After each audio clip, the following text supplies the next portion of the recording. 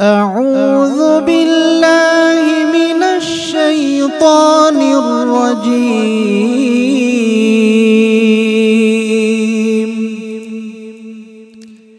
بسم الله الرحمن الرحيم.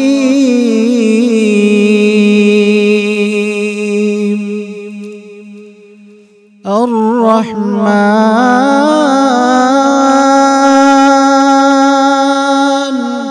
علم القرآن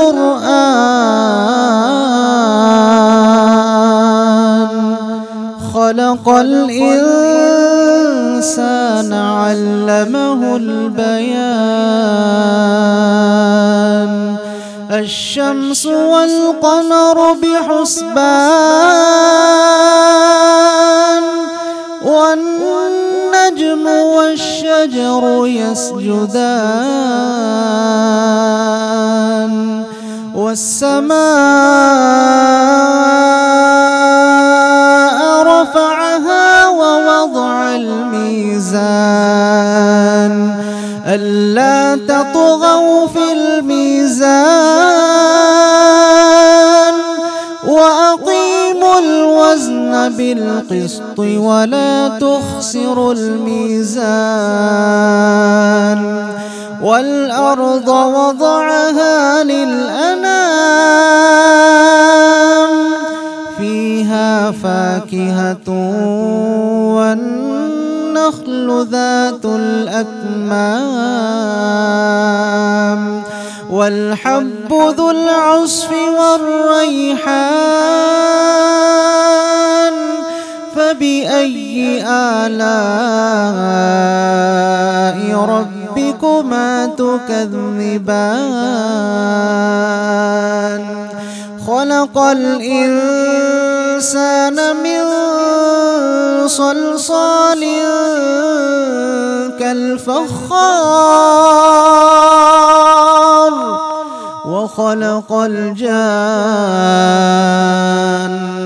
من مارج من نار فبأي آلاء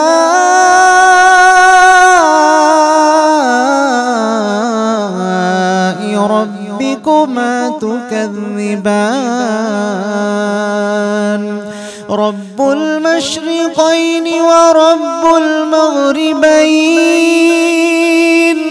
فبأي آلاء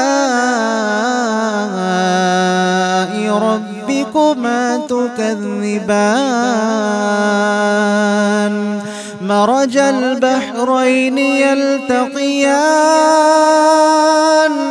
بينهما برزخ لا يبغيان فبأي آلاء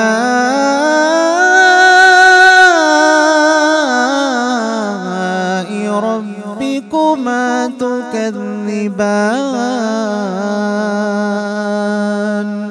صدق الله العظيम. जज़ाकल्लाह। कारी दाऊद मंशवी साहब से आपने कुरान पाक की तिलावत सुनी, बहुत शुक्रिया आपका, बहुत शुक्रिया। बिस्मिल्लाहिर्रहमानिर्रहीम। अस्सलाम वालेकुम। 24 न्यूज़ की इफ्तार ट्रांसमिशन के साथ मैं हूँ आपकी होस्ट फ़िज़ा अली। आप सबको रमज़ान मुबारक। नाज़रीन इकराम, अल्लाह ताला ने अपनी शाहकार तख्लीक इंसान को जिस्म और रूह से बनाया है। ये उनकी कमाल कुदरत है कि उसने हमें इस तरह बनाया और हमारी परवरिश के लिए, हमारी तक़वियत के लिए ऐसा सामान भी मुहैया किया। रोज़ा एक ऐसी इबादत है जो इंसान की नफ्सियाती तरबियत में अहम किरदार अदा करता है। उसकी जो जिस्म की बीमारियां हैं और इस तरह की कई मसाइल का जो हल है वो रोज़े में मौजूद है। तो माहिरीन ये ज़ाहिर कर चुके हैं कि रोज़ा मज़हबी इबादत के साथ साथ जिस्मानी फ़वाइद का हामिल भी है। तो जदीद तहकीक है वो ये बताती है कि सुबह से शाम तक रोज़ा रखने और भूखा प्यासा रहने में इंसान के जिस्म में बहुत सारी तब्दीलियाँ पैदा हो जाती हैं और बहुत सारी बीमारियाँ जो हैं वो ख़त्म हो जाती हैं। और ये तब्दीलियाँ जिस तरह से, जैसे हमारे दिमाग, सेहत, क़ुव्वत और हमारी जिस्मानी जो एक ताकत होती है, इन सबको बेहतर करती है। तो अल्लाह ताला ने कुरान मजीद में ये भी फरमाया कि तुम्हारे लिए रोज़ा रखना बेहतर है अगर तुम समझो। और आका अल्लाह ने ये भी बोला है कि हुज़ूर सल्लल्लाहु अलैहि वसल्लम ने फरमाया कि रोज़ा रखो तंदुरुस्त हो जाओगे। आज हमारी खूबसूरत ट्रांसमिशन का आगाज़ करते हैं और हमारे साथ बहुत अच्छे मेहमान हमारे तशरीफ़ फरमा है और इतना अच्छा काम करते हैं और इन लोगों से मिलके बहुत कुछ सीखने को मौका मिलता है। इस तरह की पर्सनैलिटीज़ हमारी कोशिश रहेगी कि हमारे प्रोग्राम में हम बुलाते रहें और उनको हम जो है मदऊ करें। हमारे साथ सबसे पहले हैं महबूब असलम लीला, DIG पंजाब पुलिस। बहुत बहुत शुक्रिया आपकी तशरीफ़ आवरी का, रमज़ान मुबारक। और उनके साथ हैं Sophia Baraich, wife of DIG। इनको 100 बच्चों की माँ भी कहा जाता है। अस्सलाम वालेकुम। वालेकुम अस्सलाम फ़िज़ा। रमज़ान मुबारक। कैसी है सोफिया जी? थैंक यू, अल्हम्दुलिल्लाह। आप खैरियत से हैं? जज़ाकल्लाह, बहुत बहुत खुश।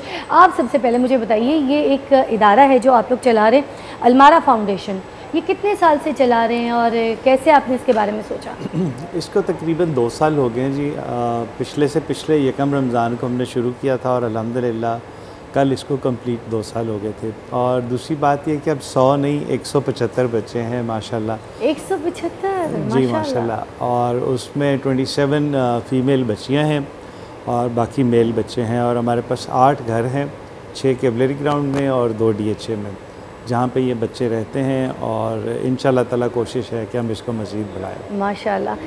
तो सोफिया जी, सोचा कैसे इसके बारे में, क्या ख्याल आया था कि ये करना है काम, ऐसे फाउंडेशन बनानी? इसका थोड़ा सा बैकग्राउंड मैं आपको बताना चाहूँगी। मेरे वालिद साहब हमेशा से चैरिटी का बहुत काम करते थे। जब से आपके वालिद साहब का नाम? मेजर रशीद वड़ाइच। माशाल्लाह जी। और जब मैंने होश संभाला तब से ही मैंने उन्हें देखा कि वो रोज़ सुबह तहज्जुद के टाइम उठा करते थे, अपने हाथ से लंगर बनाते थे और फिर गाड़ी में रख के ले जाते थे ड्राइवर के साथ। और जो सड़क पे मज़दूर सोए होते हैं ना, चुबुर्जी में, रेलवे स्टेशन के बाहर, ऐसी जगहों पे, तो उनको जगा के अपने हाथ से नाश्ता कराया करते थे।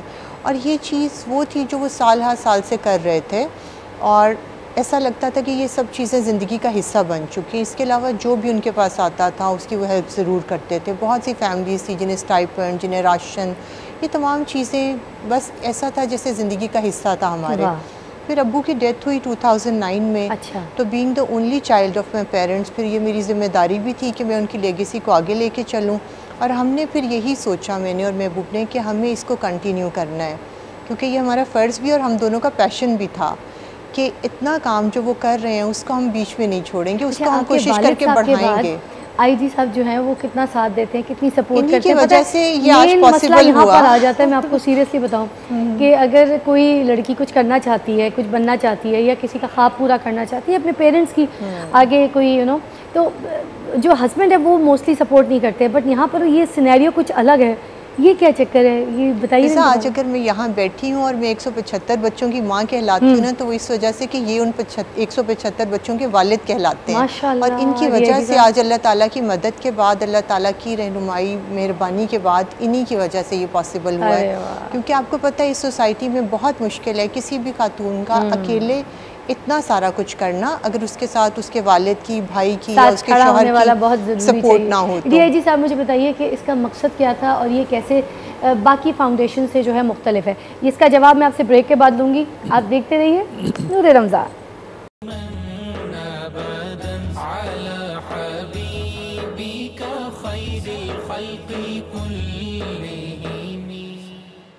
खुश आमदीद। आप देख रहे हैं नूर रमज़ान और हमें हमारे एक और मेहमान, बल्कि मेहमान मुझे बोलना ही नहीं चाहिए क्योंकि हमारी ट्रांसमिशन का हिस्सा है, शेर मियां दाद साहब, उन्होंने हमें ज्वाइन किया है।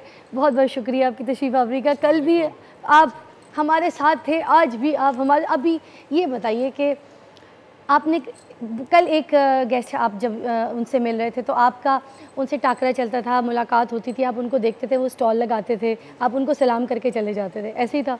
एक और पर्सनैलिटी जिनसे मैं आपकी मुलाकात करवाती हूँ आज, ये है जी DIG साहब और ये सोफिया जी जो हैं इनकी वाइफ हैं। और 100 बच्चे मैंने पहले सुना था, मगर आज पता चला 175 बच्चों की माँ है ये।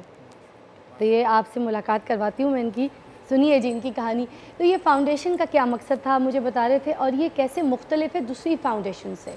देखिए, जब हमने ये शुरू किया ना तो हमने डिफरेंट ऑर्गेनाइजेशंस का विज़िट किया, SOS विलेज का और इस तरह डिफरेंट।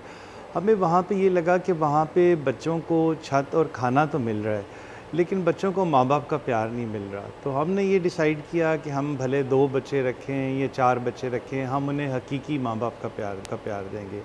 तो अभी यकीन जानिए कि ये बच्चे जो हैं हमारे साथ इसी तरह अटैच हैं जैसे आपकी सगी औलाद होती है, और हम इनकी ग्रूमिंग भी उसी तरह से कर रहे हैं। मैं आपको लाख कहता रहूँ कि ये सेंट्रली एयर कंडीशन घरों में रहते हैं, डाइनिंग टेबल पे खाना खाते हैं, बहुत state of the art school में पढ़ने जाते हैं, शाम को ख्वाजा जुनैद की एकेडमी में 1 घंटा हॉकी खेलने जाते हैं।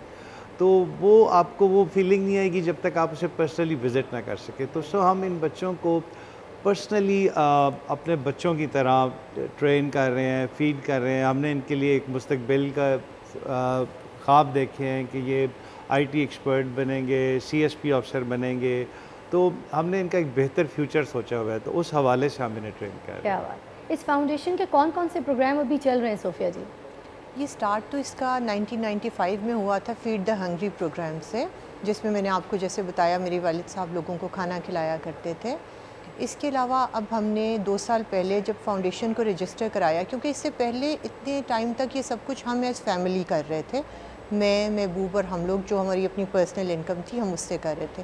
पर जब हमने बच्चों की ज़िम्मेदारी लेने का फ़ैसला किया तो हमें पता चला कि इसके लिए आपको बाकायदा तौर पे फाउंडेशन को रजिस्टर कराना पड़ेगा, फिर आप बच्चों की ज़िम्मेदारी ले सकते हैं। तो फिर 2 साल पहले हमने अलमरा फाउंडेशन को रजिस्टर कराया और फिर हमने पेरेंट एंड ऑर्फन प्रोग्राम शुरू किया, जिसके तहत यतीम और बेसहारा बच्चों को हम लोगों ने गोद लिया, अडॉप्ट किया और उनके वालिदैन बन के हम परवरिश कर रहे हैं। और इसके अलावा हमारा है एजुकेट पाकिस्तान, अच्छा, जिसके तहत हमने अपना एक स्कूल भी बनाया है यहाँ पे लाहौर में ही। इसका नाम हमने अलमरा ग्रामर स्कूल रखा है और यहाँ पे ये अपने बच्चे हमारे जो 175 हैं ये तो फ्री ऑफ कॉस्ट पढ़ने जा रहे हैं, बट वहाँ पे जो लोकल सोसाइटी से बच्चे हैं वो भी आते हैं और उनका स्टैंडर्ड जो है हमने स्कूल का किसी भी लिहाज से लाहौर के अच्छे बड़े ग्रामर स्कूल के बराबर का रखा है। अच्छा। उसकी फैकल्टी, उसका स्टाफ, उसकी जो करिकुलम है, उसका जो भी एटमॉस्फेयर है, सारा कुछ ऐसा ही है जैसे लाहौर के बड़े स्कूल्स का है। अच्छा। बट वहाँ जहाँ 40,000 चार्ज किया जाता है एक बच्चे के लिए, यहाँ पे हमने उसकी बहुत नॉमिनल सी फ़ी रखी है, लाइक 4,000, और वो भी अगर कोई आके कहता है कि वो अफोर्ड नहीं करता, वो 2,000 दे सकता है, तो हम उसका 2,000 में भी कर लेते हैं। अच्छा। बिकॉज हमारा मकसद सिर्फ ये है कि अच्छी फैमिलीज़ के जो सफ़ेद पोश फैमिलीज़ हैं हमारी, जो लोअर मिडिल क्लास हैं, उनके बच्चे जो पढ़ना चाहते हैं वो उनको अच्छे तरीके से हम उनको एजुकेट कर सकें। DIG साहब मुझे बताइएगा, बच्चों के एडॉप्शन में आपको किन चैलेंजेस का सामना करना पड़ा? अल्हम्दुलिल्लाह कोई ख़ास चैलेंज सामने नहीं आया। जब हमने ये शुरू किया तो मुझे बहुत सारे मेरे जो करीबी दोस्त थे उन्होंने थोड़ा सा डिस्करेज किया कि लंगर बांटना आसान काम है, एक इंसानी जान की हिफाजत करना, उसे पालना, और सोशल मीडिया का ज़माना है और मैं हूँ भी पुलिस की नौकरी में, तो कोई इशू बन गया तो वो लोग बहुत ज़्यादा। अब ये सारे सवाल समझे ये मैंने आपसे कर लिए, ये तो वाकई आपने बात तो ठीक छेड़ी है। आपकी पुलिस की नौकरी है, DIG साहब हैं आप, और उसके बावजूद अब इन चीज़ों को कैसे मैनेज करते हैं? लेकिन वो देखिए, ये अल्लाह ताला इस काम के लिए बंदे चुनता है, ये अल्लाह ताला की इस्तिताअत होती है, इंसान के बस में नहीं होता। और अल्हम्दुलिल्लाह इट्स बीन कंप्लीट 2 ईयर्स, हमें एक दिन भी कोई चैलेंज नहीं आया। किसी किस्म का होता है ना कि आपको कोई चैलेंज आया हो, कोई बच्चा ज़रूरत से ज़्यादा बीमार हो गया हो, एवरीथिंग। और हमारे बहुत खूबसूरत लोग मिलते गए, बहुत खूबसूरत लोग मिलते गए। अभी सेंट्रल पार्क के ओनर हैं, उन्होंने हमें जगह डोनेट की है, हमें बरकी रोड पे जगह मिली है। हम ये रेंटेड हाउस से निकल के बहुत जल्द इंशाल्लाह ताला इन बच्चों के अपने कॉम्प्लेक्स होंगे जहाँ पे ये रहेंगे, और इन सारे घरों का नाम हमने अपना घर रखा है। अपना घर। कोई बच्चे से पूछे कि जी आप कहाँ रहते हैं, तो वो कहे अपने घर में रहता हूँ। कहाँ से आ रहे हो? अपने घर से आ रहे हो। तो दिस वाज द कॉन्सेप्ट कि हमने इन बच्चों को यतीम और लावारिस हमने नहीं साबित करना। हाँ। ये हमारे अपने बच्चे हैं और हम इन्हें इन्हीं तरह से परवरिश कर रहे हैं जैसे हम अपने 4 बच्चों का। हमारी 2 बेटियां हैं, 2 बेटे हैं। हाँ। और वो भी अब फाउंडेशन का हिस्सा बन चुके हैं। बेटियां भी जाती हैं, वो भी ये सारा काम कर रही हैं, बेटियां भी और बेटे भी। माशाल्लाह। तो now it's a family affair. दुनिया में जन्नत कमा रहे हैं आप। शेर मियां दाद साहब, क्या कहेंगे आप ऐसे लोगों के लिए? देखें, इनको सलामत रखें और गायबाना तारफ़ इनका मेरा है। मैं बड़ी कोशिश की, हाँ जी, जब ये साहिवाल में थे RPO, तो हम कोशिश की मिलने की, बस दूर से इस तरह सलाम। लेकिन आज यहाँ पे इनके साथ सलाम दुआ मेरी हुई और मुझे ये सुन के बड़ा अच्छा लग रहा है। ऐसे लोग तो फिर अल्लाह के बहुत करीब होते हैं। हाँ, देखें पुलिस में हैं और उसके बावजूद सोफिया जी अपने अब्बू जी के जो हैं ख्वाब को आगे बढ़ा रही, मतलब सो गुड है ना, माशाल्लाह माशाल्लाह माशाल्लाह। एक वक्फा चाहिए, मगर वक्फे से पहले कुछ सुना दें, 2 मिनट का।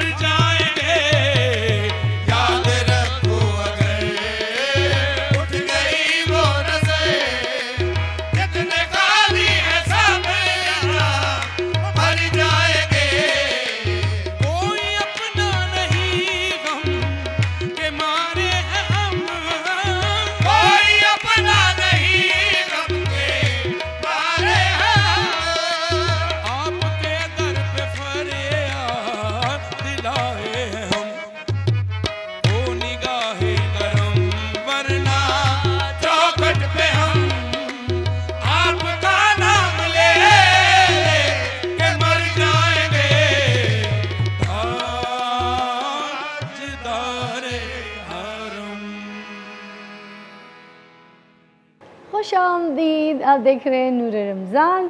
अच्छा, बात हो गर्मी की, बात हो आपके हाथ गंदे हो जाएं, कोई भी चीज़, सबसे पहले आपको जो चाहिए होता है वो होता है रोज़ पेटल टिश्यू। रोज़ पेटल टिश्यू पाकिस्तान का नंबर 1 ब्रांड है जो 40 बरस से नरम मुलायम और बेस्ट क्वालिटी टिश्यू बना रहे हैं।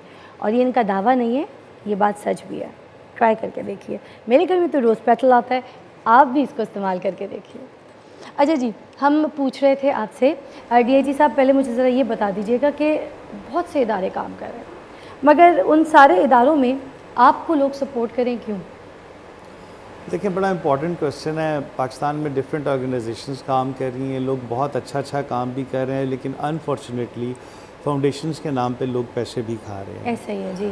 हम पहले दिन से एक बात कर रहे हैं कि आप हमें 1 रुपया डोनेट कर रहे हैं या नहीं कर रहे हैं, कोई भी शख्स कहीं से भी आके हमारे इदारे का ऑडिट कर सकता है, कोई भी शख्स आके हमारे इदारे का ऑडिट कर सकता है, हम पब्लिकली ये कहते हैं। अच्छा। दूसरी बात ये है कि जितने भी इदारे हैं मैक्सिमम उनके जो चीफ़ एग्जीक्यूटिव हैं, ये चेयरपर्सन होते हैं, उन्होंने अपनी को पर्क्स एंड प्रिविलेजेस रखी होती हैं, तनख्वाह रखी होती है, गाड़ी रखी होती है। मैंने सोफिया से कहा कि हम पे 1 रुपया भी हराम है। अच्छा। बल्कि हम जो अपने घर से एज अ फैमिली कर रहे थे, राशन दे रहे थे, स्टाइपेंड दे रहे थे, लंगर दे रहे थे, अब वो हम फाउंडेशन को डोनेट करते हैं और वो फाउंडेशन के ज़रिए जाता है। अच्छा। तो इसलिए कोई भी बंदा स्पेशली अगर बाहर से डोनेट करना चाहे तो मैं उसे कहता हूँ कि जी आपके लिए आना मुश्किल है, आप अपने किसी दोस्त को, किसी कज़न को, घर वाले को भेजें, आके देखें कि हम क्या कर रहे हैं और उसके बाद हमें डोनेट करें। हमें यकीनन डोनेशंस की ज़रूरत है। अभी हमने सेंट्रल पार्क में जो प्लाज़ा बनाना है, इट्स अ कॉस्टली प्रोजेक्ट, उसके लिए हमें डोनेशंस की ज़रूरत है, हमें लोगों की मदद की ज़रूरत है। और पाकिस्तान में बहुत मुखय्यर हज़रात हैं। इस 2 साल की जर्नी में हमें बहुत खूबसूरत लोग मिले और लोगों ने हमें सपोर्ट भी किया। उसी वजह से आज हम 5 बच्चों से शुरू हुए थे और आज 175 हो गए, और इंशाल्लाह ताला अल्लाह इसके आगे ढेर सारे ज़ीरोज़ लगवाएगा, आई एम श्योर। आमीन। तो पाकिस्तान में इस वक्त 42 लाख बच्चे बेघर हैं। इस वक्त पूरे पाकिस्तान में 42 लाख बच्चे बेघर हैं। मेरी ख्वाहिश है कि मैं उन सब का वालिद हूँ और ये उन सब की वालिदा। अरे वाह, माशाल्लाह माशाल्लाह। अच्छा सोफिया जी, मुझे ये बताइएगा कि जो आपका एजुकेशन प्रोग्राम है, इसमें किस तरह की एजुकेशन जो है बच्चों को दी जा रही है, वो एक्सप्लेन कीजिएगा ज़रा। ये प्ले ग्रुप से स्टार्ट हो रहा है हमारा और स्कूल है बेसिकली, और इसमें हम ऑक्सफोर्ड का सिलेबस पढ़ा रहे हैं और जो अच्छे स्कूल्स में पढ़ाया जा रहा है, जो बड़े स्कूल्स में। ठीक है। और बाकी हमारे टीचर्स, हमारा सब स्टाफ, हमारी सारी जो उसमें फैसिलिटीज़ हैं सारी वही हैं जो अच्छे बड़े स्कूल्स में दी जा रही हैं। अच्छा। और बिल्कुल उसी तरीके से इन बच्चों को, बिकॉज़ ये बच्चे डिफरेंट बैकग्राउंड से आए हैं, कोई सिंध से आया है, इंटीरियर सिंध से आया है, कोई बच्चा पंजाब के किसी गाँव से आया है। तो उनको एक लेवल पर लाने के लिए आपको पहले उनकी बेस खुद बनाने की ज़रूरत है। अगर हम किसी सरकारी स्कूल में या किसी आप कह लें ऐसा स्कूल जो बहुत ज़्यादा अच्छी एजुकेशन नहीं दे रहा, हम वहाँ पे इन बच्चों को नहीं पढ़ाना चाह रहे थे। तो इस वजह से हमने डिसाइड किया कि क्यों ना हम अपनी मर्ज़ी से स्कूल बनाएं। अच्छा। जहाँ पे हम अपना सिलेबस पढ़ाएं। हमने ऑक्सफोर्ड को भी थोड़ा कस्टमाइज़ किया है। अच्छा। बिकॉज़ इन बच्चों की रिक्वायरमेंट्स के मुताबिक, इनकी सोच के मुताबिक जो हमें बेहतर लगता है उस हिसाब से करके, सो दैट हम इनकी बेस प्रॉपर तरीके से बनाएं। ऑब्वियसली किसी बच्चे को सिंधी आती है तो उसको उर्दू सिखाने में हमें थोड़ा टाइम लगता है, कुछ बच्चों में आपको ज़रूरत से ज़्यादा मेहनत करनी पड़ती है। और ये तो तमाम बच्चे ऐसे हैं, कुछ ऐसे बच्चे हैं जो हमारे पास अगर 6 साल की उम्र में आए हैं या 6.5-7 साल की उम्र में आए हैं और उन्हें अलिफ बे भी नहीं आती, तो हमें उन्हें बिल्कुल स्क्रैच से स्टार्ट करना पड़ता है। एग्जैक्टली। तो इस वजह से अपना स्कूलिंग सिस्टम होने का फ़ायदा ये है कि हर बच्चे पे आप इंडिविजुअल एफ़र्ट करके, हमारा जो स्टाफ है बहुत अच्छा, बहुत मेहनती लोग हैं, तो बस इसीलिए हम सब मिल के कोशिश कर रहे हैं कि इन बच्चों को प्रॉपर तरीके से एजुकेट कर सकें। वाह जी। DIG साहब, ये फीड द हंग्री, ये आगे की जो आपके फ्यूचर प्लान है वो भी हमारे साथ ज़रा डिस्कस कर लें। फीड द हंग्री, हाँ, इसको एलैबोरेट कीजिए। देखिए, वो बेसिक जो मेरे फादर इन लॉ कर रहे थे, वो बेसिकली वो यही कर रहे थे कि वो जो फुटपाथ पे गरीब लोग लेटे होते हैं, मज़दूर होते हैं, उनको वो खाना खिलाते थे। ठीक है। तो लोगों ने हमें ये कहा कि जी आपको इनको कंस्ट्रक्टिव चीज़ में डालना चाहिए, उन्हें कोई हुनर सिखाएं बजाय ऐसे कि। लेकिन मेरे फादर इन लॉ का कॉन्सेप्ट ये था कि अगर मज़दूर को सुबह का नाश्ता, जो दिहाड़ीदार मज़दूर है जी, उसको अगर सुबह का खाना मिल जाए तो फिर वो सारा दिन कुछ ना कुछ तरीके से मैनेज कर सकता है। तो वो हमें कॉन्सेप्ट वो हमें बहुत अच्छा लगा और हम उसे कंटिन्यू कर रहे हैं। उनके ज़माने में 300-350 बंदे का लंगर जाता था, अभी माशाल्लाह 750 बंदे का लंगर जाता है, तो सुबह के टाइम। तो हम इसको इंक्रीज़ करना चाह रहे हैं। और ये जो यतीम और लावारिस बच्चे हैं, इस पर भी हमारी ख्वाहिश है कि हम इसमें जितने ज़ीरोज़ ऐड कर सकें। इसमें कोई तरबियत का इदारा बनाए जो उनको ये टेक्निकल हुनर सिखाते हैं?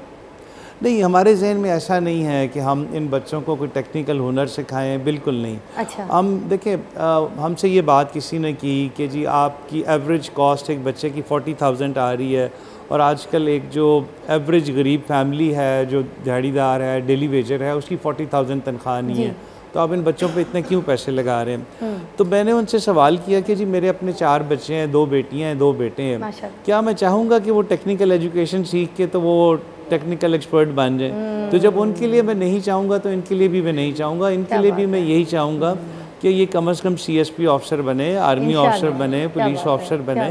तो उनके लिए भी हमने ऐसे ही ख्वाब देखे। हमने हर घर में साइकोलॉजिस्ट के ज़रिए इन बच्चों को डिफरेंट वीडियोस दिखाई हैं, पायलट क्या करता है, इंजीनियर क्या करता है, आर्मी ऑफिसर क्या करता है। फिर जिस बच्चे ने जो ख्वाहिश की उसको उसी यूनिफॉर्म में उसकी तस्वीर पहना के उस घर में लगा दी है। अच्छा, जाके जब वो बच्चा रोज़ वो तस्वीर देखता है तो उसके जहन में एक वो ख्याल आता है कि जी मैंने मिनिमम ये बनना है। तो हमारा एम ये है कि ये सोसाइटी के मुफीद तरीन लोग हों, ना कि कोई टेक्निकल एजुकेशन के लोग हों, IT एक्सपर्ट्स हों, इंजीनियर्स हों, ताकि ये जाके माशरे में एक बेहतरी ला सके। क्या बात है DIG साहब, बहुत बहुत शुक्रिया आपकी तशरीफ़ आवरी का। सोफिया जी आपका भी बहुत बहुत शुक्रिया। जितनी आप खूबसूरत है ना उतनी आपकी सीरत भी खूबसूरत है। अल्लाह ताला आप दोनों को इसी काम में आगे और कामयाबी अता फरमाए। हम एक छोटा सा वक्फा लेते हैं। आप देख रहे हैं नूर रमज़ान।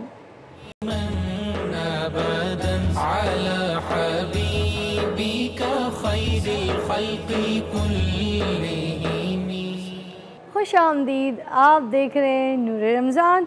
और अब मैं आपको बताऊं, यहाँ पर तिफ़ल पाकिस्तान की पहली ISO सर्टिफाइड डायपर्स बनाने वाली कंपनी है।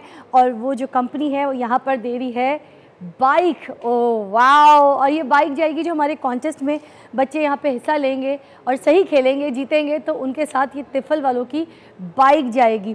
और तिफ़ल Pakistan first diaper manufacturing company है। तो आप में से किसी के छोटे छोटे कोई बच्चे हैं तो 1 2 3 4 ये लीजिए, ये तिफ़ल के डायपर्स आप लोगों के साथ जाएंगे, आपके बच्चों के लिए। ये पीछे उनको दीजिएगा, ठीक है ना शेरमिया दाद साहब? और ये बहुत अच्छा ब्रांड है, ठीक है। और किसी के भी बच्चे हैं? बस छोटे बच्चे ख़त्म हो गए, इसलिए हम एक छोटी सी ब्रेक लेते हैं। ब्रेक के बाद हाजिर होते हैं और फिर आपसे मिलते हैं दोबारा। बल्कि रुके, क्यों ब्रेक पे भेजूँ, अभी रुक जाए। शेरमिया दाद साहब एक कवाली हो जाए।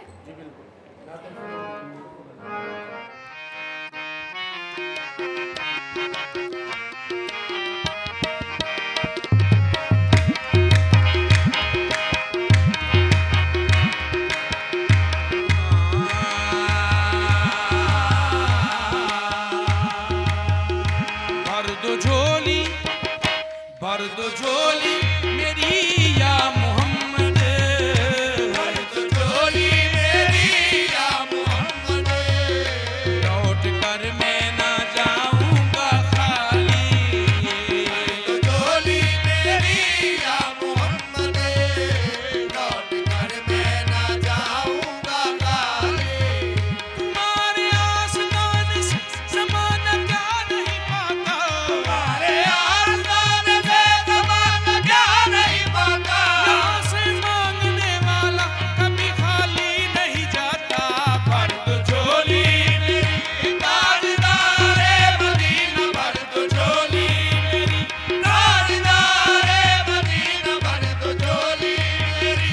तुम ज़माने के मुख्तार हो या नबी, बेकसों के मददगार हो या नबी, सबकी सुनते हो अपने हो या गैर हो, सबकी सुनते हो अपने हो या गैर हो। तुम गरीबों के गमख्वार हो या नबी, भर दो झोली मेरी ताजदारे मदीना, भर दो झोली मेरी ताजदारे मदीना, भर दो झोली मेरी।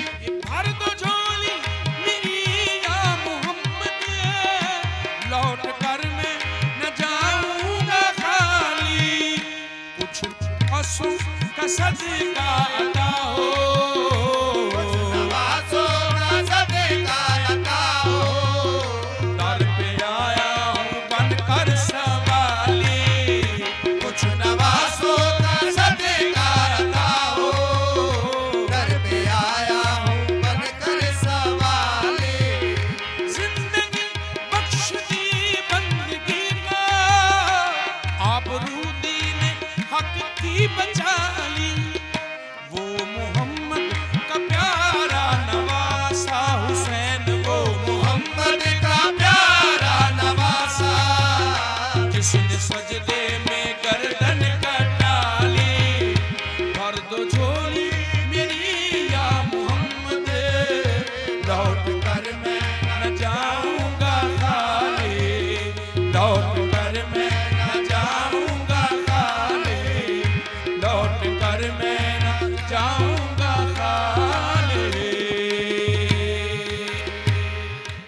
खुश आमदीद। आप देख रहे हैं नूर रमज़ान और मैं आ गई हूँ हमारे किचन में। और किचन जो है फर्टाइल वालों का किचन इतना खूबसूरत सा जो ये लगा हुआ है। और अली मेरे साथ हैं मरहबा किचन से। कैसे है जी? अल्लाह का शुक्र, आप सुनाए? अब्बू बहुत बिजी है ना? हाँ जी। हाँ मरहबा। मारफा मैं आपको मरहबा कह रही हूँ। मुझे मरहबा कह रही है। ओके, कोई है ख्याल हमारा या नहीं? नहीं, आपका ख्याल है इसलिए देखें आज खाने पीने के लिए लेके आए चीज़ें। मरहबा मरहबा। ये बताइए अब क्या कर रहे हैं आज? क्या बना रहे हैं? ये कबाब मसाला बना रहे हैं हम। सब रोसों के कबाब नहीं है, गोला कबाब। और उसके अंदर हमने किया एक पाकिस्तानी चीज़ है, क्योंकि हम अक्सर सुनते रहते हैं कि जी हेल्दी करना चाहिए इफ्तार और तली हुई चीज़ें नहीं ज़्यादा खानी चाहिए। तो हमने कहा चलो आज कोई ना रोटी सालन टाइप चीज़ खाते हैं और वो चीज़ दो ताकि वो ज़्यादा हैवी भी ना हो और एक अच्छा सा टेस्ट हो जाए। कल तो हमने बिरयानी भी खाई थी, फिर आपके समोसे खाए थे, सारी चीज़ें। तो आपने इसमें सबरोसों की क्या डाला है बताइए दोबारा? गोला कबाब डाले हमने इसके अंदर और उसके अलावा हमने टमाटरों की ग्रेवी करके और फिर उसके बाद हमने इसे रेडी किया है पाकिस्तानी स्पाइसेस के साथ। अरे वाह। अच्छा, सबरोसों के बारे में मैं बता दूं, जिसने फ्रोज़न प्रोडक्ट्स को ट्रेडिशनल फ्लेवर दिए हैं वो भी मॉडर्न तरीके से। सबरोज़ो चिकन कचौरी, चिकन समोसा और चिकन पकौड़ा में वही उम्दा और खस्ता जायका है जो हमें पुराने जायकों और यादों में ले जाता है। अरे वाह क्या बात है सबरोसों की। और साथ साथ ये जो कुकिंग ऑयल आपने इस्तेमाल किया है वो कश्मीर कुकिंग ऑयल आपने इस्तेमाल किया है। और इनका कहना है मज़ेदार खाने और अपनों का साथ हमेशा से हमारी सकाफ़त का हिस्सा है। कश्मीर कुकिंग ऑयल और बनास्पति 60 साल से आपके इन मज़ेदार लम्हात का हिस्सा रहे हैं। है ना जी? ऐसा ही है। चले जी आप शुरू हो जाए यहाँ पर। और ये मैं बनाऊँगी जी, ये आपके लिए। ये मैं अभी बना दूँ? फिर बना लें। बना लूँ ना मैं?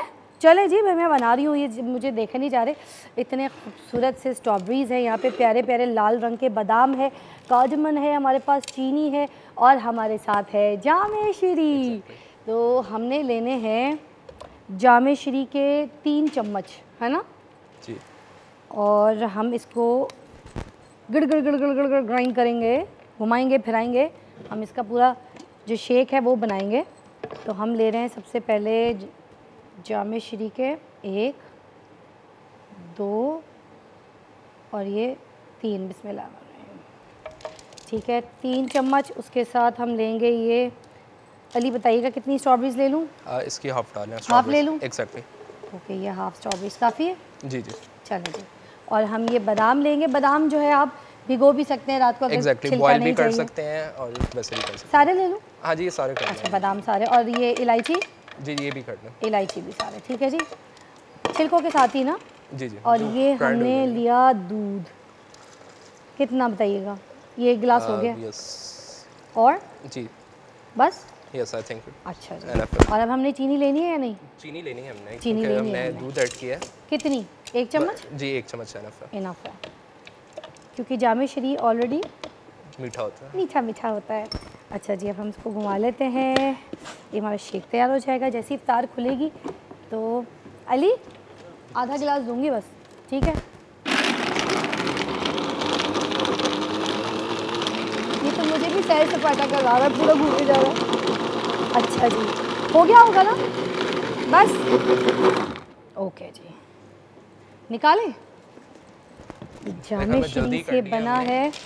जल्दी कर लिया, इफ्तार का इंतजार नहीं होगा। हेलो, ये लीजिए। ओह सही हो गया, ग्राइंड हो गया है ना जी। कितना खूबसूरत लग रहा है, रंग देखे इसका कितना प्यारा ही मैंने बनाया है। फराल को भी घर में बना के दूंगी।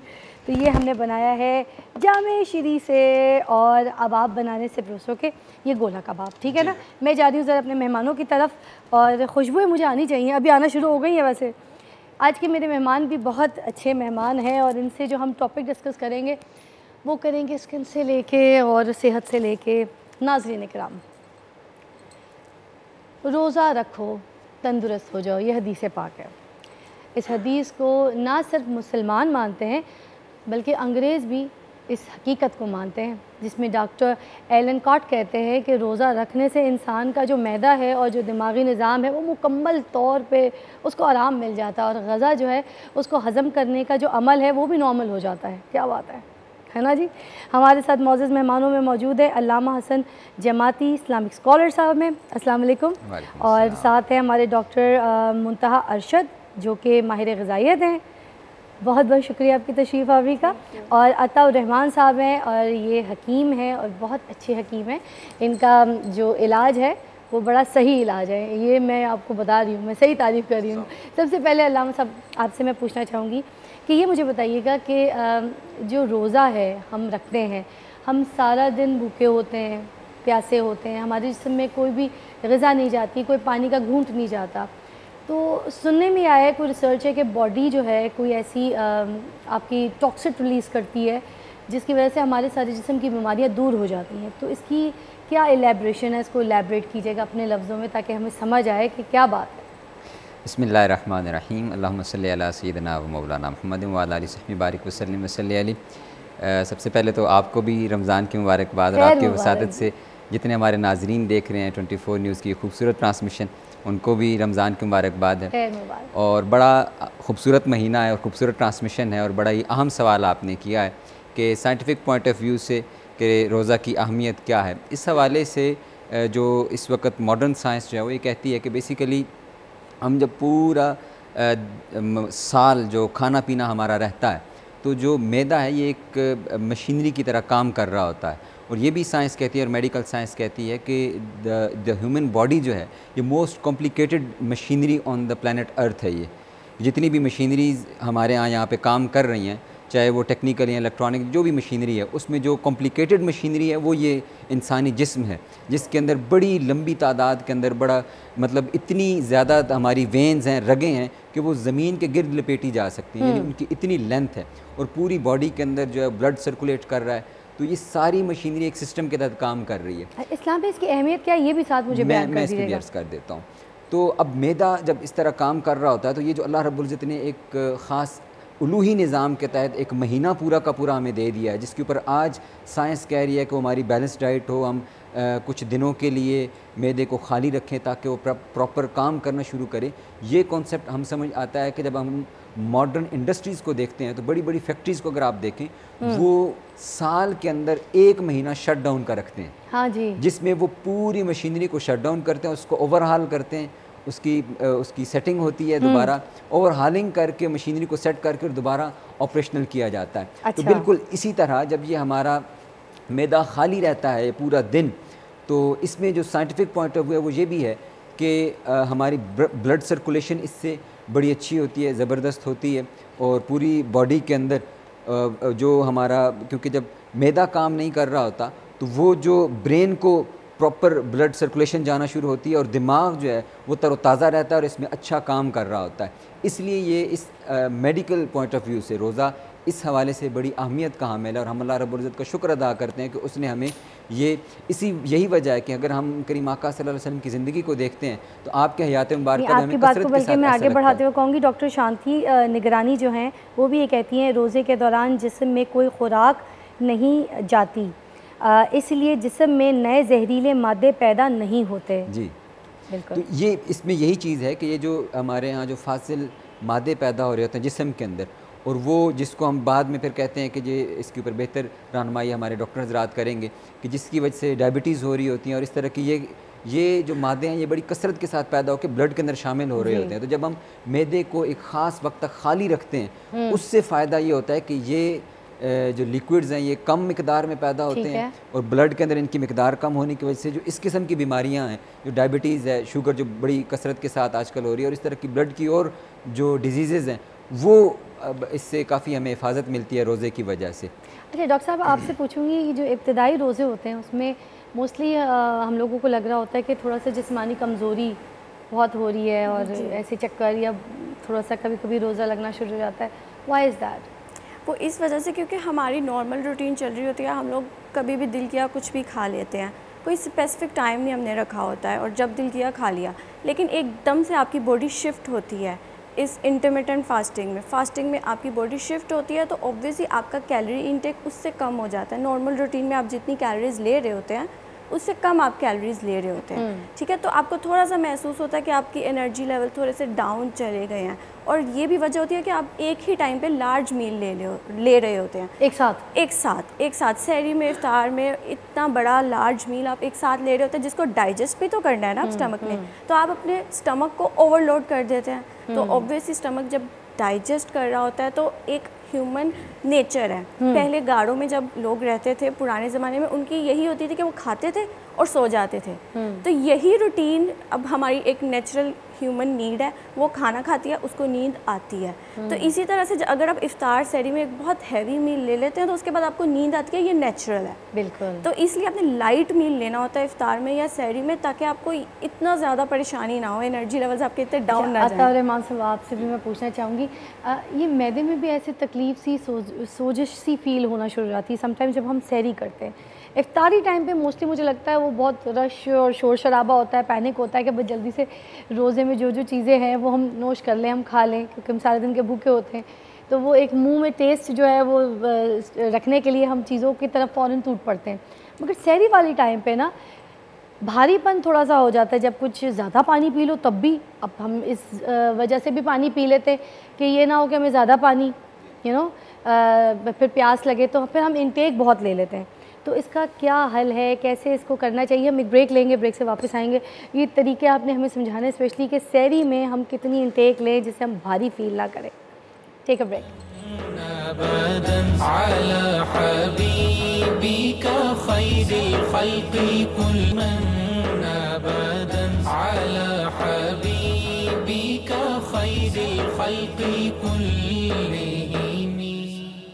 खुश आमदीद, आप देख रहे हैं नूर रमज़ान और मैं जहाँ पर खड़ी हूँ ये है Canon cooking range 3 burner metal cover double door enabled grill. बहुत ही खूबसूरत कैनन का ये कुकिंग कैबिनेट है, ये आप देख सकते हैं मेरे सामने। और उसके साथ ही है ये एयर कूलर कैनन का, इसका 70 लीटर का बहुत बड़ा टैंक, चले रात भर 12 घंटे से भी ज़्यादा। जबकि इम्पोर्टेड फुल पावरफुल जो मोटर से बिजली की जो बचत है वो बहुत ज़्यादा हो जाएगी और ये आपको पहुंचाए 30 फुट तक कोने कोने में ठंडी ठंडी हवाएं। जैसे आहा आहा, अभी गर्मियों में ज़रूरत है। और हमारे साथ एक और मेहमान ने भी ज्वाइन किया, मैं उनको मिलवाती हूँ। मगर साथ में ये जो मरहबा है इसके बारे में भी बता दूँ कि मरहबा गुलबहार शरबत जो है वो फूलों, फलों और जड़ी बूटियों के अर्कियात से तैयार करदा मरहबा गुलबहार, जहाँ प्यार वहाँ गुलबहार। उनकी ये जो मोटरसाइकिल है ना, ये भी किसी खुशकिस्मत को नसीब होगी, देखते हैं किसको मिलती है। और ये जो मेरे मेहमान हैं उनके बारे में भी मैं बता दूं कि शहजाद हनीफ़ हैं हमारे साथ। शहजाद हनीफ़ मदनी नात ख्वां हैं। ये जब मैं पहले मॉर्निंग शो करती थी तो मेरे साथ जो थी इनका साथ था। फिर सिटी 42 में भी बहुत अरसे से ये एज जज काम कर रहे हैं, तो हमारे इदारे का ये हिस्सा ही हमारा पार्ट है। आज बहुत रिक्वेस्ट की इनसे कि आप आ जाएंगे तो एक खूबसूरत नात हमें सुना देंगे। और बहुत बड़े, मैं अब फिर बोलूँगी, स्टार हैं आप। हाँ, और ये रिक्वेस्ट साथ कहूँगी कि अगर आप मेरे भाई हैं और अपने आप को स्टार नहीं मानते ना तो फिर आपने आना है, सारी हमारी ट्रांसमिशन का हिस्सा बनना है इंशाल्लाह। जो अल्लाह को मंजूर होगा, मेरे अल्लाह पाक ने जैसे चाहा। तो आप रोज़े में वादा ही दे दें। जी नहीं, जी नहीं कहते जी नहीं। देखिए मैं आपके पास खुद आके आपको लेने आ जाऊंगी। बात हमें सही करनी चाहिए। देखिए मैं आ जाए करूँगी, अब आप बस वादा करने का सोचें। अच्छा हकीम साहब, आपसे हम पूछ रहे थे कि रोज़े में जो बहुत ज़्यादा हैवी हम खा पी लेते हैं और हैवी फील करते हैं, स्पेशली सहरी के टाइम पे, तो उसके लिए क्या हल है? जी बिस्मिल्लाहिर्रहमानिर्रहीम। लेकिन इसके अंदर 2-3 एलिमेंट्स हैं कि सहरी खाने के बाद तबीयत भारी बोझल क्यों होती है। अच्छा, पहला एलिमेंट ये है कि 360 दिनों में से 330 दिन हमारी जो उस टाइम जो हमारा स्केड्यूल होता है उसमें हम लोग खाते कुछ नहीं, खाली पेट होते हैं। नंबर 1, चूँकि लोगों ने उठना लेट होता है, हमारा जो नाश्ता है वो दोपहर के टाइम हो रहा होता है, तो एक मेन एलिमेंट ये है। दूसरा, सहरी के वक्त हमारे अंदर जो एक खौफ है कि अगर हम कम खाएंगे तो कहीं सहरी रोज़े अफ्तारी से आधा घंटा कबल बेहोशी ना हो जाए। लोगों के अंदर एक बरालमी है और हमारे पास तो छोटी छोटी सी बीमारियों से लोग रोज़े से रुखसत मांगते हैं, जबकि ऐसी कोई बात नहीं। रोज़ा रखने से इंसान कम भी खाएगा तो हेल्दी होगा, सेहतमंद होगा। अब देखें, 2 एलिमेंट्स हैं। एक सेहतमंद आदमी, हम बज़ाहिर सेहतमंद हैं, लेकिन जैसे मौलाना ने बात की कि ओवरऑलिंग, कि एक मशीन होती है, उसकी ओवरऑलिंग की ज़रूरत है। अगर ये रोज़े 360 में दिनों में, साल में 30 दिनों के जो रोज़े ना होते तो शायद हमारी शरह अमवात ज़्यादा बढ़ जाती। ये अल्लाह पाक ने मुसलमानों के ऊपर नहायत एक नेमत दी है रोज़ा की शक्ल में। तो अब ये जो भारीपन है, जी, भारीपन के हवाले से मैं आपको छोटी सी चीज़ बताऊँ। देखें, जो हमारा हदीस से साबित है कि ना 3 हिस्सों में अपने खुराक को, ग़िज़ा को खाना है। एक हिस्सा ग़िज़ा का रखना है, एक हिस्सा हवा का रखना है और एक हिस्सा पानी का रखना है। एक तो ये पैरामीटर हो आपकी ग़िज़ा खाने का।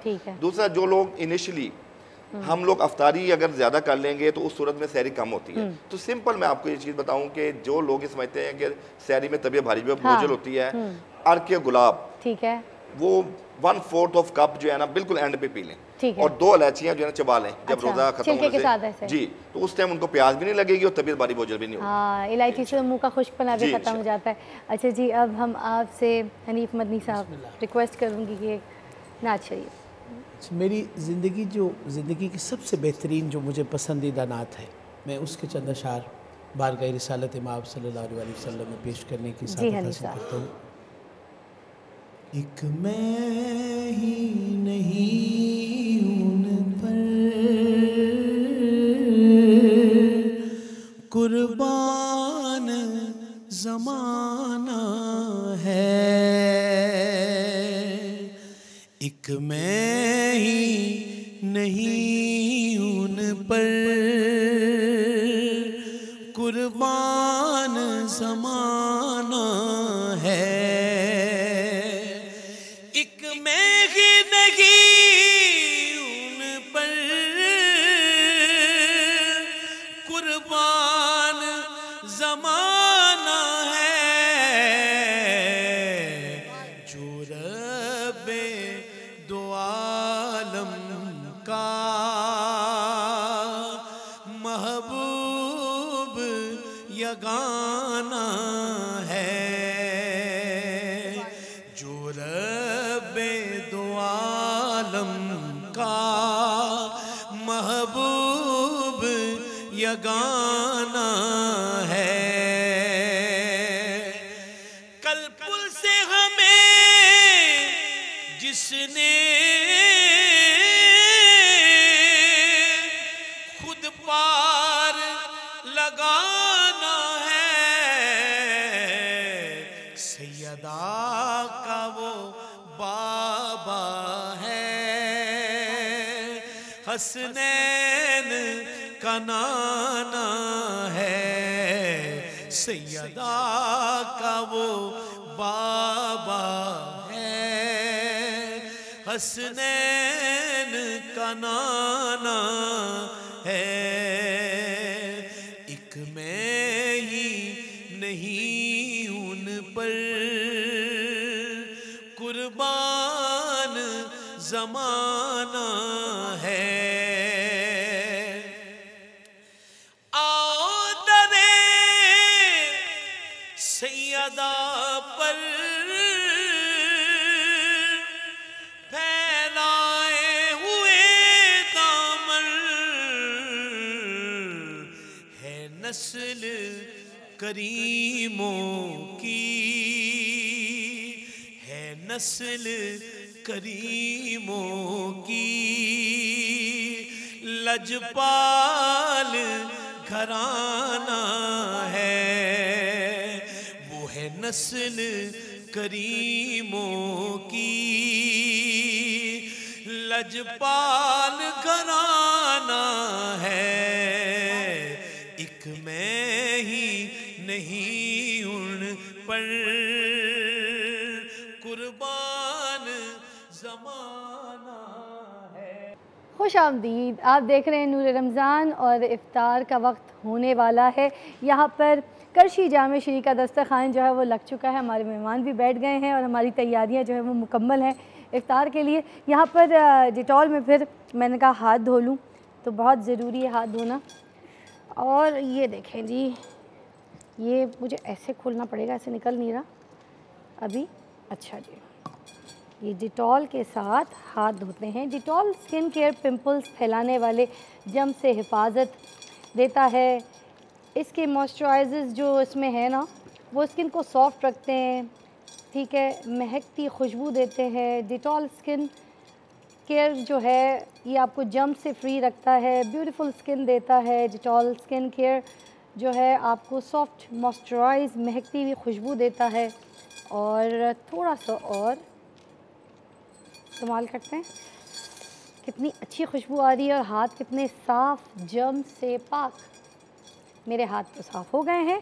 आप लोग भी अपने घर में डिटॉल से अच्छी तरीके से हाथ धो लीजिए ताकि अपनी इफ्तारी खाने से पहले आपके हाथ जो है वो साफ़ सुथरे हों, ऐसे ही है। अब मैं चाहूँगी यहाँ पर कि हमारे साथ कारी साहब बैठे हैं, मदनी साहब, उनसे रिक्वेस्ट करूँगी कि प्लीज़ आज दुआ ज़रूर करवाइए इस दस्तरखान पे। अल्हम्दुलिल्लाहि रब्बिल आलमीन, अस्सलातु वस्सलामु अला हबीबिही मुहम्मदिन व अला आलिही व इतरतिही व अहले बैतिही व अज़वाजिही व ज़ुर्रियतिही व अस्हाबिही व बारिक वसल्लिम। रब्बना आतिना फ़िद दुनिया हसनतन व फ़िल आखिरति हसनतन व क़िना अज़ाबन्नार व अदखिलल जन्नतल मअल अबरार या अज़ीज़ु या गफ़्फ़ार या रब्बिल आलमीन या रब्बिल आलमीन या रब्बिल आलमीन। परवरदिगार आलम, तेरे रहमत का अशरा चल रहा है, आज दूसरा रमज़ान मुबारक है। परवरदिगार आलम, तेरी रहमत छमा छम बरस रही है। तू अपने बंदों पर करम और फजल और रहमत के दरिया खोलता जा रहा है, इज़्ज़त के दरवाज़े खोलता जा रहा है, बख्शिश के दरवाज़े खोल रहा है, माफ़ी के दरवाज़े खोल रहा है। हम सब कमज़ोर हैं, या रब्बुल आलमीन हमारी मदद फरमा, हम सब को अपने रहमत के दरवाज़े में दाखिल कर ले।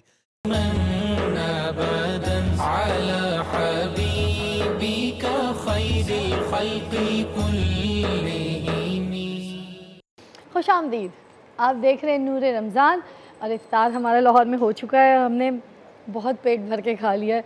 वही बात होती है, हम कहते हैं कोशिश करेंगे, ऐसा नहीं करेंगे, मगर हो ऐसे ही जाता है।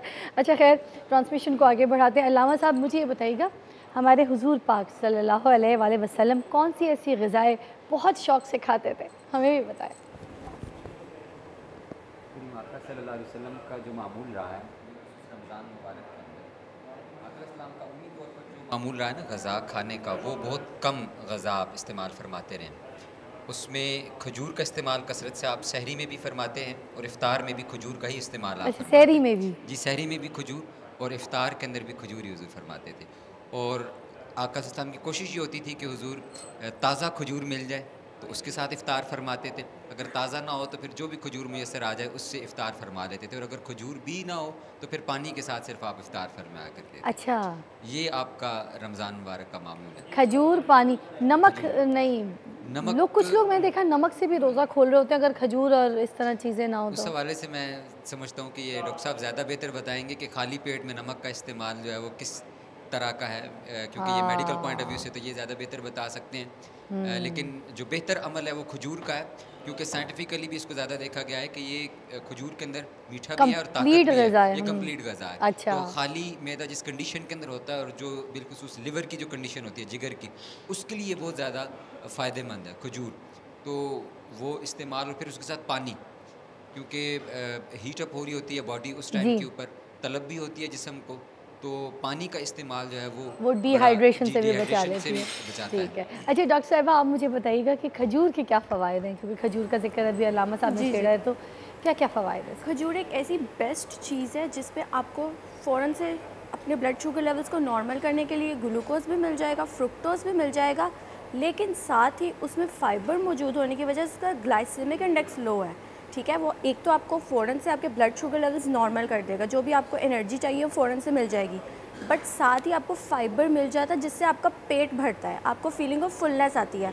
अक्सर हम ये फ़ील कर रहे होते हैं कि इफ़्तार से पहले बहुत ज़्यादा भूख लग रही होती है, ऐसा लग रहा होता है कि हम बहुत खा लेंगे, लेकिन जैसे ही हम इफ़्तार करते हैं और खजूर खाते हैं तो हमें फीलिंग ऑफ फुलनेस आती है।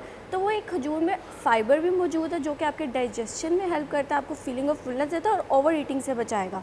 और फ़ाइबर होने की वजह से ही खजूर में मौजूद जो ग्लूकोज है वो फ़ौरन से आपके ब्लड में एब्जॉर्ब नहीं होती, जिसकी वजह से आपके ब्लड शुगर लेवल स्पाइक नहीं करेंगे और इंसुलिन लेवल स्पाइक नहीं करेगा और आपकी सेहत बरकरार रहेगी रमज़ान में भी। क्या बात है। अच्छा हकीम साहब, आप मुझे ये बता दें, शुगर के पेशेंट जो हैं वो खजूर का इस्तेमाल कर सकते हैं, और कर सकते हैं तो किस हद तक कर सकते हैं और किस तरह? जी, शुगर के पेशेंट बिल्कुल खजूर खा सकते हैं। देखिए, दो चीज़ें होती हैं। और कौन सी खजूर खा सकते हैं? खजूरों में भी है ना, हजवा खजूर है, सफ़ेद खजूर है। जी जी, देखें, जो अरब की खजूर हैं उसमें जो मबरूम खजूर है ना, उसकी मिठास कम होती है, तो वो शुगर के मरीज़ खा सकते हैं। कौन सी खजूर? मबरूम जी।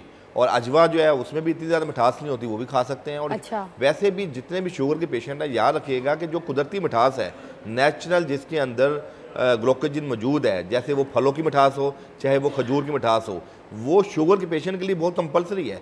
अगर मिठास शुगर के मरीज़ बिल्कुल नहीं खाएंगे तो जो बॉडी के अंदर इंसुलिन लेवल बन रहा है वो बनने वाला अमल सुस्त हो जाता है। अच्छा। तो बहुत ज़रूरी है उनके लिए कुदरती मिठास का खाएं। अच्छा, तो अच्छा, और आपने मुझे वो भी डिटेल में बताना था, जो इफ्तार के टाइम पे हम बहुत हैवी हो जाते हैं तो उसके लिए क्या करें, जो इतना सारा एक साथ हम खा रहे होते हैं। जी जी। कोई ऐसी फक्की बता दें, कोई ऐसी चीज़ बता दें कि हम खा भी लें और कुछ फक्की पानी के साथ पी लें तो बस हम बस ठीक हो जाएं। देखिए इसमें जो है ना फक्की का आजकल ये है कि चूँकि एक तो आपने प्याज का बताया था मुझे, आज मैंने बताया था, ठीक है, गुलाब का अर्क और इलायची, और अब ये वाला बता दें। बिल्कुल। अच्छा, इसमें ज़ीरा सफ़ेद और पुदीना, बरगे पुदीना, ज़ीरा सफ़ेद, और एक चीज़ इसमें जो है ना हम इसमें डाल लेते हैं, ये दो चीज़ें भी अगर आप पीस के रख लेंगे ना, पुदीना और ज़ीरा सफ़ेद, तो उससे आपका जो है ना ब्लोटिंग, गैस बनने का अमल बिल्कुल ठीक हो जाएगा। या चुटकी अजवाइन जो है ना वो खा लिया करें। क्या बात है, तो उससे भी बहुत फ़र्क पड़ जाएगा इंशाल्लाह। ठीक है हकीम साहब। अल्लाह साहब मुझे बताइएगा, सहरी में ताख़ीर और इफ्तारी में जल्दी करने का ये क्या तरीका है जो लोग कर रहे होते हैं, इसमें हिकमत क्या है ये बताइएगा। हिकमत इसमें अव्वलन तो मैं ये अर्ज़ करना चाहूँगा कि ये करीम आका सल्लल्लाहु अलैहि वसल्लम को जो अल्लाह रब्बुल इज़्ज़त ने शान रहमतुल आलमीन अता फ़रमाई है, ये वो है। रोज़ा ऐसी इबादत है जो अल्लाह रब्बुल इज़्ज़त ने कुरान मजीद में फ़रमाया ना कि कमा कुतिबा अलल्लज़ीना मिन क़ब्लिकुम, तुमसे पहले रोज़ों पर भी फ़र्ज़ किया गया था। अब उनके रोज़ों की कैफ़ियत मुख्तलिफ़ थी, और बाज़ उम्मतों में तो ये भी मामूल रहा है कि वो 24-24 घंटे का रोज़ा था, यानी दिन में एक मरतबा सिर्फ वो खाते पीते थे। अच्छा। ये आका अलैहिस्सलाम की उम्मत के ऊपर शफ़क़त और रहमत है कि सहरी भी अता की, इफ्तारी भी अता की। और सहरी के बारे में आका अलैहिस्सलाम फरमाया कि सहरी ज़रूर करो कि इसमें तुम्हारे लिए बरकत है। फिर दूसरी हदीस मुबारका में फरमाया कि इफ्तार करने में जल्दी करो, क्योंकि मेरी उम्मत तब तक गुमराह नहीं होगी जब तक वो इफ्तार में जल्दी करते रहेंगे। अच्छा। तो पहला अमल तो ये है कि ये हुजूर की जो शान रहमतुल आलमीनी है उसका हिस्सा इस उम्मत को मिला है कि सहर भी मिल गया, इफ्तार भी मिल गया, और सहर के अंदर हुजूर ने फरमाया कि ये हुजूर की हदीस मुबारक है, क्योंकि हमने रोज़ा रखना है तो जिस्म को ताकत चाहिए, तो सहरी के लिए वहाँ पे फरमा दिया कि इसको लाजिम कर लो। सहरी को सुन्नत है, तमाम अंबिया की सुन्नत है सहरी करना। और फिर उसके साथ फरमाया कि जो सहरी है इसमें ताख़ीर के लिए फरमाया, जो आखिरी वक्त है उसमें सहरी करना। और उसमें भी फरमाया, ये भी अगली हदीस, ये भी हुजूर की रहमत से ही मुतल्लिका है कि फरमाया कि जब तुम सहरी कर रहे हो तो जो बर्तन तुम देखो कि अजान हो चुकी है, अगर तुम बर्तन तुम्हारे हाथ में है तो अपनी हाजत उस बर्तन से पूरी कर लो, यानी इसको मुकम्मल कर लो। अच्छा। तो ये तकवीयत के लिए है कि इंसान भूखा पेट न रहे, क्योंकि उसने पूरा दिन गुजारना है खाली पेट, तो वो। और इसी तरह इफ्तार के अंदर भी ये हमारे यहाँ देखा जाता है। इसमें दो चीज़ें हैं, एक तो जो दूसरी उम्मतें हैं वो इसमें जो दूसरी, मैं आपसे बल्कि ये पूछना चाहूँगी कि किन हालात में बंदा रोज़ा नहीं रख सकता, रोज़ा किन हालात में नहीं रख सकता। शरीयत का सादा सा कायदा ये है कि कोई भी उज़्र आ जाए, मजबूरी आ जाए, हाँ, वहाँ पे शरीयत का हुक्म रुक जाता है। सिंपल, जैसे कोई मर्ज़ है, उसको लगता है कि मर्ज़ बढ़ जाएगा, कमज़ोरी ज़्यादा लायक हो जाएगी, तो मरीज़ जो है वो कुरान मजीद में जिस तरह है कि मर्ज़ की वजह से वो रोज़ा नहीं रख सकता। सफ़र है और सफ़र ऐसा दुशवार गुजार है, लंबा सफ़र है, वैसे सफ़र जो भी है, ठीक है, जिसमें नमाज हम कसर पढ़ते हैं, उसी सफ़र के अंदर रोज़े की कज़ा की भी इजाज़त है। अच्छा। लेकिन अगर हमें उससे तकलीफ़ नहीं पहुंचती, जैसे आजकल के दौर के अंदर हम एयर कंडीशन व्हीकल्स के अंदर सफ़र कर रहे हैं, ट्रैवल कर रहे हैं, तो हमें कोई ज़्यादा परेशानी नहीं होनी, तो उसके अंदर बेहतर है कि हम रख लें, क्योंकि हमने उसकी बाद में कज़ा तो करनी ही है, बाहर सूरत उसके मुतबादिल रोज़ा रखना ही है। तो बीमारी की सूरत के अंदर, सफ़र की सूरत के अंदर जो ऐसे उज़्र हैं, मजबूरी आ जाए, तो उस सूरत में हम रोज़ा जो है वो रुखसत मिलती है, हम रोज़ा छोड़ सकते हैं। और मेडिकल क्या कहता है इस बारे में कि कौन से ऐसे लोग हैं जो जब रोज़े का नागा करते हैं अपनी सेहत के हिसाब से, तो वो कौन से ऐसे इश्यूज़ हैं जिसकी वजह से वो नहीं रख सकते, जैसे हेल्थ वाइज किसी को बहुत ज़्यादा प्यास लगती हो, शुगर या ब्लड प्रेशर बढ़ा हो, इस तरह की कुछ आप हमें एग्जांपल्स दे दीजिए। नहीं, अगर आप अब देखिए हमारे सोसाइटी में अब ब्लड प्रेशर का मसला है या शुगर का मसला है, तो उनको लगता है कि हम भूखे नहीं रह सकते, हमारा शुगर लेवल डाउन चला जाएगा, लेकिन ऐसा नहीं होता है। अगर आप अपने मील्स को बैलेंस्ड लेकर चलें, सहरी में, इफ्तार में, उसके बाद डिनर अपना प्रॉपर करें, अपने कार्ब्स को आप पूरे दिन में इक्वली डिवाइड करें, तो आपको पूरे दिन में फास्टिंग स्टेट में कोई मसला नहीं आएगा, आपका कोई शुगर लेवल्स ड्रॉप नहीं होंगे। साथ में आप अपनी एक्सरसाइज, अपनी वॉक रूटीन के अकॉर्डिंग अपने मील्स को मैनेज करें। थैंक यू सो मच आप सबका, आपकी तशरीफ़ आवरी का। हमारे साथ आयशा अकबर है, नातख़्वा हैं, आपसे रिक्वेस्ट करूँगी नाते मकबूल रसूल। तुम्हारे आस्ताने से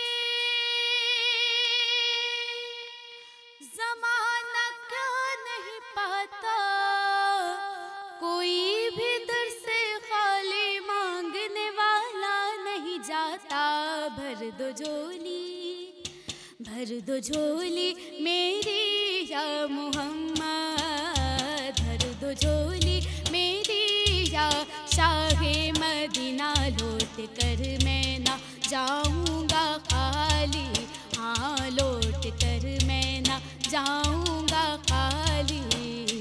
कुछ नवासों का, कुछ नवासों का सदका आता हो, कुछ नवासों का सदका आता हो। दर पे आया हूँ बनकर सवाली, हाँ दर पे आया हूँ बनकर सवाली।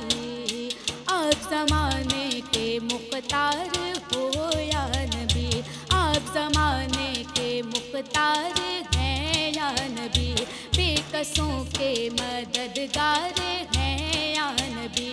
सबकी सुनते हैं अपने हो या गैर हो, सबकी सुनते हैं अपने हो या गैर हो।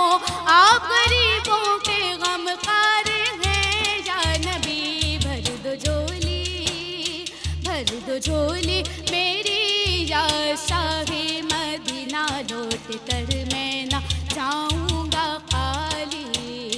बंदगी तो में भर डाले आंसू, सिल दिए मैंने दर्दों को दिल में, हाँ सिल दिए मैंने दर्दों को दिल में। बंदगी तो में भर डाले आंसू, सिल दिए मैंने दर्दों को दिल में, हाँ सिल दिए मैंने दर्दों को दिल में। जब